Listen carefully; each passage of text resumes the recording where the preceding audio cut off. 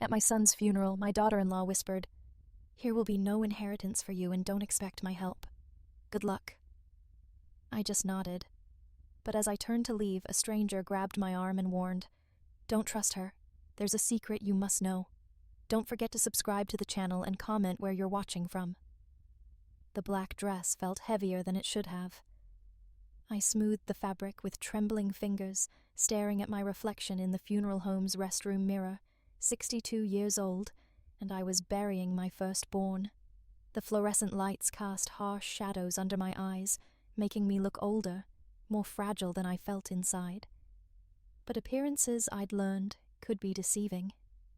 The viewing room buzzed with hushed conversations when I returned. Aaron lay in his casket, finally at peace after 6 months of battling pancreatic cancer.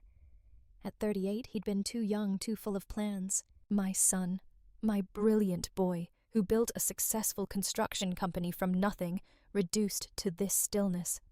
Barbara. The voice belonged to my daughter-in-law, Jody. She appeared beside me with that practiced funeral parlor whisper, her blonde hair perfectly styled despite the supposed grief. Even at 35, she moved with the calculated grace of someone always performing for an audience. "Jody." I kept my voice steady neutral. We hadn't spoken much during Aaron's illness. She'd made sure of that, controlling his care, his visitors, his final months with an iron fist wrapped in false concern. "We need to talk." Her manicured fingers touched my elbow, guiding me toward a corner where fewer people milled about. About the arrangements, about everything. I followed, curious about her urgency. The funeral was tomorrow. What arrangements could possibly need discussing now? She positioned herself so her back was to the crowd, her voice dropping even lower. "Aaron's affairs are complicated. The business, the house, the investments." Her green eyes were dry, I noted. No tears, just calculation. There are debts you don't know about. The medical bills alone. "I see." I waited. Jody had always been theatrical, building to her point with unnecessary drama. "What I'm saying is there won't be anything left." "Not really." She paused, watching my face for a reaction. "The life insurance will barely cover what we owe. The house might have to be sold." Behind her, I could see my grandson Raymond, 13 now, and looking lost in his dark suit. He'd been Aaron's pride and joy, a smart kid who'd inherited his father's quick mind and gentle humor. My heart ached watching him try to comfort his little sister Lillian, who at 8 was too young to fully understand why Daddy wasn't coming home. "I'm not asking for anything, Jody." The words came out quietly, but each one was carefully chosen. Aaron left me something far more valuable than money. Her expression shifted, a flash of something sharp and predatory. "Good. Because honestly, Barbara, I was worried you might have expectations. You've been living in that little apartment, and I know your social security doesn't stretch far." The condescension in her tone was barely masked. This woman who'd never worked a day in her life, who'd married my son when he was already successful, was lecturing me about financial reality. I, who'd raised Aaron and his younger brother David as a single mother after their father died, working double shifts at the hospital to pay for their schooling. "Don't worry about me," I said simply. "Well, that's just it." Jode's voice took on that false sweetness she'd perfected over the years. "I won't be able to help you, you know. With Raymond and Lillian to raise alone, every penny has to go to them. I hope you understand." "Of course." I smiled slightly. The kind of smile that didn't reach my eyes. "The children come first." She seemed pleased with my response. Probably expecting tears or pleading. Instead, I excused myself and walked toward the casket where Raymond stood alone, his small shoulders rigid with the effort of holding himself together. "Grandma Barbara." He turned when he felt my presence, and for a moment his composure cracked. "I miss him so much." I put my arm around him, feeling how thin he'd gotten during his father's illness. "I know, sweetheart. I do too. Mom says we might have to move. The dad's company might close." His voice was barely audible. "She says everything's complicated now." "Sometimes," I said carefully, "complicated situations have simple solutions, but they take time to see clearly." He nodded like he understood, though I wasn't sure he could. At 13, the world still seemed like it should make sense, should be fair. I'd learned decades ago that fairness was something you created for yourself. The rest of the evening passed in a blur of casseroles and condolences. Jody played the grieving widow, perfectly accepting sympathy with just the right amount of brave composure. I watched her performance with clinical detachment, cataloging every gesture, every calculated tear. As people began to leave, I found myself alone with David, my younger son. At 35, he shared Aaron's dark hair and serious eyes. But where Aaron had been outgoing and ambitious, David was quiet, contemplative. He worked as a high school math teacher in Portland, a 4-hour drive away. "Mom." He pulled me aside near the coat rack. "Are you okay? I mean really okay?" "I'm fine, David. Jod mentioned there might be financial issues with Aaron's estate." His forehead creased with concern. "If you need anything, your brother left me what I need." I interrupted gently. "Trust that." David studied my face, probably seeing something there that Jod had missed. He'd always been the more perceptive of my sons, the one who noticed when things didn't add up. "What aren't you telling me?" Before I could answer, Jod appeared at my elbow again. "David, thank goodness you're here. We need to discuss the business arrangements. Aaron left some instructions." I watched David's expression change as he looked between us. "What kind of instructions?" "Nothing that concerns your mother," Jody said quickly. Too quickly. "Actually," I said, softly, "everything concerning Aaron's legacy concerns me. I am his mother." The tension stretched between us like a wire about to snap. Jode's perfect composure slipped just slightly, revealing something harder underneath. "Of course, Barbara. I just meant I know what you meant." My voice remained calm, but there was steel in it now, and I appreciate your concern for my expectations. David looked confused, sensing the undercurrent but not understanding it. "What's going on here?" Jody recovered quickly, her mask sliding back into place. "Just family business, David. Nothing to worry about. We're all just processing." But I could see she was rattled. Good. It had been a long time since anyone had seen Barbara Hershey as anything other than the quiet, unassuming widow who'd fade gracefully into the background. As I drove home to my small apartment that night, I replayed every word of our conversation. Jody thought she'd won something today. Thought she'd managed to neutralize any threat I might pose to her plans. She'd underestimated me completely. The apartment felt emptier than usual.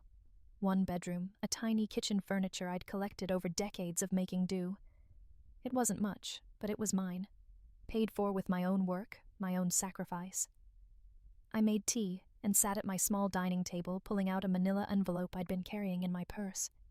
Inside were documents I'd been holding for 3 months, ever since Aaron had asked me to visit him alone at the hospital during one of his treatments.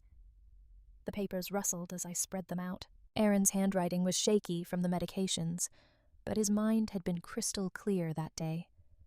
He'd known exactly what he was doing. She doesn't know he'd whispered to me, gripping my hand with surprising strength about any of this, and she won't until it's time. At the time, I thought he was being overly cautious, maybe even a little paranoid from the pain medications.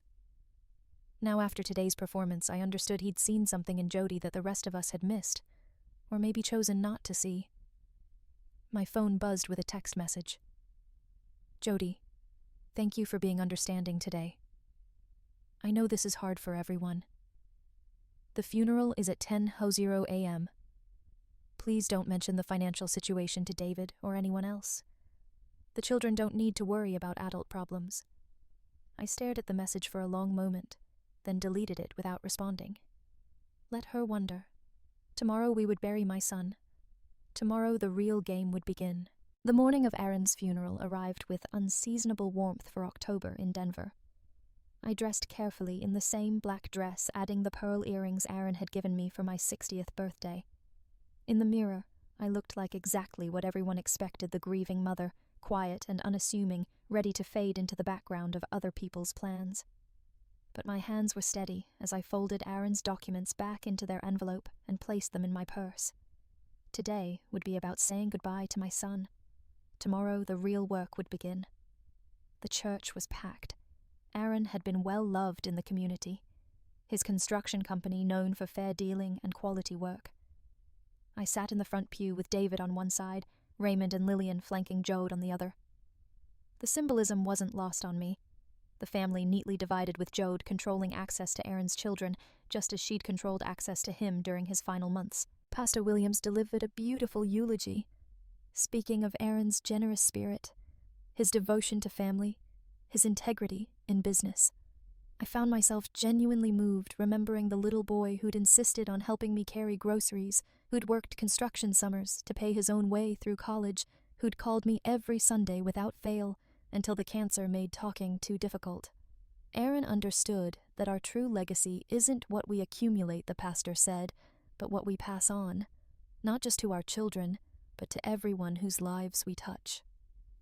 I felt Jode shift beside me, probably calculating whether this sermon would interfere with her narrative about financial ruin. She'd dressed perfectly for the role, elegant but not flashy. Her makeup artfully smudged to suggest barely contained grief. Even her children were props in her performance. Lillian's dress clearly new and expensive, despite the supposed financial crisis. After the service, we gathered at the cemetery. The October sun felt warm on my shoulders as I watched them lower my firstborn into the ground. David's hand found mine, squeezing gently. Whatever else happened, I still had one son who truly saw me. At the reception held in the church fellowship hall, I noticed small things. The way Jode's friend Lindsay whispered urgently in her ear, both of them glancing toward me. The way Jod intercepted every conversation I tried to have with Aaron's business associates. The way she casually mentioned to several people that the company would probably have to be sold, that the medical bills had been devastating. Such a shame. I heard her tell Mrs. Henderson from down the street. Aaron tried so hard to provide for us, but cancer is so expensive. Barbara understands, of course. She knows we have to focus on the children now. I sipped my coffee and said nothing, watching her build her fortress of lies with impressive efficiency. She was good at this, I had to admit. Creating a narrative that painted her as the martyred widow while positioning me as the understanding grandmother who expected nothing. Raymond appeared at my elbow, looking uncomfortable in his suit. "Grandma, can we talk outside?" We stepped onto the church's small patio away from the crowd. Raymond's composure was cracking again, his 13-year-old face struggling with emotions too big for his experience. "Mom's been acting weird," he said without preamble. "Even before Dad died, like she's been talking to lawyers and stuff, but she told me not to mention it to anyone. People handle grief differently, sweetheart. But that's just it. She doesn't seem sad. Not really." He kicked at a pebble, his voice dropping. "She seems, I don't know, excited, like she's planning something out of the mouths of babes. What kind of planning? I heard her on the phone yesterday with Aunt Lindsay. She said something about finally being free, and how she wouldn't have to pretend anymore." Raymond looked up at me with Aaron's eyes. "That's not normal, is it? For someone whose husband just died." I studied my grandson's face, seeing intelligence there and pain and confusion. At 13, he was old enough to sense deception, but young enough to hope he was wrong. "Raymond," I said carefully, "what do you know about your father's business? He built houses, good ones. People trusted him." Pride flickered in his voice. He said, "Someday I could learn the business if I wanted. That it was something to be proud of. Your father was very successful. His company is worth quite a lot of money." Raymond's forehead wrinkled. "But Mom says we're broke, that we might lose the house." Before I could respond, Jode's voice cut through the air. "Raymond, there you are. Come inside, honey. People want to pay their respects." She approached us with that bright, artificial smile, but her eyes were sharp, calculating. "Barbara, you shouldn't be filling his head with business talk. Not today." "We were just remembering his father," I said, mildly. "Of course." She put her arm around Raymond's shoulders, a gesture that looked protective, but felt possessive. "Come on, sweetie. Aunt Lindsay is looking for you." As they walked away, I heard Raymond say, "Mom, Grandma says Dad's company was worth a lot of money, so why not now, Raymond?" Jod cut him off sharply. "We'll talk about this later." I remained on the patio processing this exchange. Raymond was already questioning the narrative. That could be useful, or it could be dangerous for him. David joined me a few minutes later carrying 2 cups of coffee. "You look like you're plotting something." I accepted the coffee gratefully. Maybe I'm just thinking about what Jod said yesterday about the money. I turned to study my younger son's face. David had always been cautious, analytical. If I was going to trust anyone with the truth, it would be him. David, I said slowly, what do you know about Aaron's business arrangements? Not much. He was always private about money stuff. David paused, sipping his coffee. But I know he was doing well. Really well. The last time we talked, he mentioned buying a vacation property, maybe somewhere in the mountains. That doesn't sound like someone drowning in debt. No, it doesn't. David's voice sharpened with interest. What are you thinking? Before I could answer, my phone buzzed. A text from an unknown number. Mrs. Hershey. This is Donovan Leroy, Aaron's business partner. I know this isn't the right time, but we need to talk soon. There are things about the company you need to know. I stared at the message, my pulse quickening. Donovan Leroy. I remembered Aaron mentioning him, the silent partner who'd helped fund the early expansion of the company. They'd been friends since college. Everything okay? David asked, noticing my expression. I'm not sure. I showed him the text. David read it twice. Business partner. I thought Aaron owned the company outright. So did I. We were interrupted by the arrival of Lindsay Jode's closest friend and confidant. She was a sharp-faced woman in her early 40s who'd never liked me, though she'd always been polite enough in Aaron's presence. Barbara, she said, her voice dripping with false sympathy. I just wanted to tell you how sorry I am and how much I admire your strength. Thank you, Lindsay. Jody mentioned that you're being so understanding about the financial situation. It must be hard having to adjust your expectations. Her smile was razor thin. But I'm sure you'll manage. You've always been so resourceful. The word hung in the air like an insult. Resourceful code for someone who'd learned to live with less, to expect less, to be grateful for scraps. I've managed so far, I said quietly. Of course you have. And I'm sure the children will help when they can, eventually.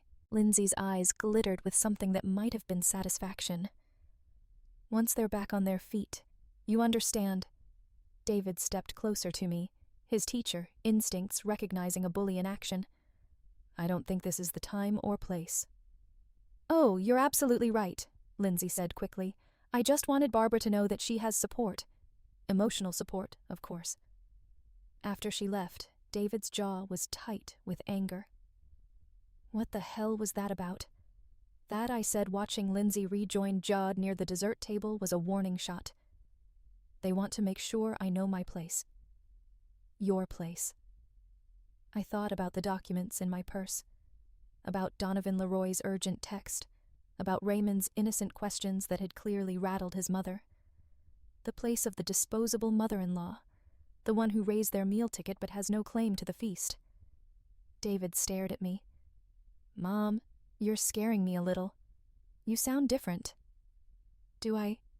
I smiled the same smile I'd given Jode yesterday. Maybe I'm just tired of being underestimated as the reception wound down.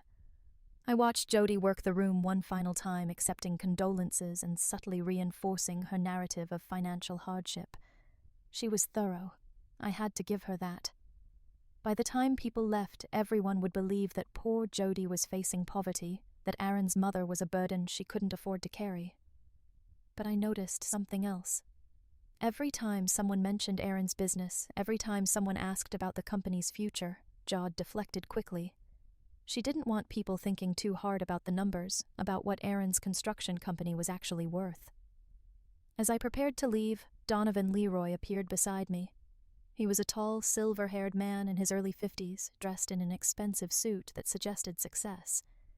Mrs. Hershey, I sent you a text earlier. Yes, I got it. We need to talk tonight if possible. There are things happening that he glanced around, then lowered his voice, that your son would want you to know about. I felt Jode's eyes on us from across the room, her conversation with the pastor forgotten as she watched our interaction with laser focus. Tomorrow, I said quietly. Call me tomorrow. Donovan nodded and walked away, but not before Jody had marked the exchange. I could practically see the wheels turning in her head, wondering what Aaron's business partner wanted with his mother. Good, let her wonder. Donovan Leroy called at 8 the next morning, his voice tense with urgency. Mrs. Hershey, can you meet me at the downtown Marriott, the lobby restaurant? I know this seems cloak and dagger, but we can't meet anywhere. Aaron's widow might see us. The formality of calling her Aaron's widow instead of using her name told me everything I needed to know about Donovan's opinion of Jody. Give me an hour, I said. I dressed carefully, not the funeral black, but a navy blazer and slacks that made me look professional competent. As I applied lipstick in the bathroom mirror, I caught sight of something different in my own eyes, a sharpness that had been dormant for too long. The Marriott's restaurant was nearly empty at 9 on a Tuesday morning. Donovan was already there, sitting at a corner table with a clear view of the entrance, a stack of manila folders beside him. He stood when he saw me, and I was struck by how tired he looked, as if he'd been carrying a heavy burden. Thank you for coming, he said, pulling out my chair. I wasn't sure you would. Aaron was my son. Whatever this is about, I need to know. Donovan nodded grimly. What I'm about to tell you is going to be difficult, but Aaron made me promise that if anything happened to him, I would make sure you knew the truth. He opened the first folder, revealing financial documents, contracts, bank statements. The numbers made my breath catch. Hershey Construction is worth approximately $4.22 million, he said without preamble. Aaron owned 60%. I own 40%. The company has no significant debts, and the contracts we have in place will generate steady income for at least the next 18 months. I stared at the papers processing this information. But Jode said Jody has been systematically lying about the company's finances for months, even before Aaron got sick. Donovan's voice was hard with anger. She's been telling people the business is failing, that medical bills are crushing them, that there's nothing left. Why would she do that? Donovan opened a second folder. Because she's been planning this for a long time. Look at these. The documents were credit applications, loan papers, insurance policies, all with Jode's signature, all dated within the last 6 months of Aaron's illness. She took out a second mortgage on their house without telling Aaron. She opened 3 credit cards in the business name. She increased Aaron's life insurance policy to $2 million. Donovan's fingers drummed against the table. And she's been meeting with divorce attorneys. The blood in my veins felt like ice water. Divorce attorneys while Aaron was dying. She filed initial papers in July. Never served them because Aaron deteriorated too quickly. But the intent was clear. Donovan pulled out a photograph from his phone. She's also been seeing someone, a man named Jacob Jones. He's a real estate developer, recently divorced himself, worth about $8 million. I studied the photo. Jode at an upscale restaurant with a distinguished-looking man in his 50s. Clearly intimate, clearly comfortable together. How long, I asked. My private investigator thinks about 8 months since February, when Aaron's diagnosis became terminal. The cruelty of it hit me like a physical blow. While my son was fighting for his life, his wife was planning her escape, setting up her new future, ensuring she'd walk away with everything. There's more, Donovan said quietly. Aaron suspected something was wrong. The last month, when he was mostly bedridden, he asked me to investigate. He was too weak to handle it himself, but he wasn't stupid. He could see the bills, notice the financial irregularities. What did he find? Enough to realize she'd been playing a long game. The crying poverty act, the stories about medical debt. It was all preparation. Create a narrative that justifies taking everything while painting herself as the struggling single mother who deserves sympathy. Donovan opened a third folder. This one containing legal documents, which is why Aaron did this. I recognized my son's shaky handwriting on the papers dated just 2 weeks before his death. He changed his will, Donovan explained. Jody doesn't know. The original will left everything to her with provisions for the children. This new will is different. I read the documents carefully, my heart racing as I understood what Aaron had done. He left the house to the children in a trust that I manage until Raymond turns 25. I said slowly. With you as the trustee who has to approve all major financial decisions regarding their welfare, Donovan added, including where they live, what schools they attend, how the trust money is spent, the business, 40% to you, 20% to David. Judd gets nothing from the business itself, just Aaron's personal assets and life insurance. I stared at the papers, understanding dawning. She doesn't know. No, Aaron made me promise to wait until after the funeral to file the will. He wanted her to have time to grieve, he said. But I think he really wanted to see what she would do, how she would behave. And she's shown us exactly who she is. Donovan nodded grimly. The will gets filed today. She'll be served with papers tomorrow morning.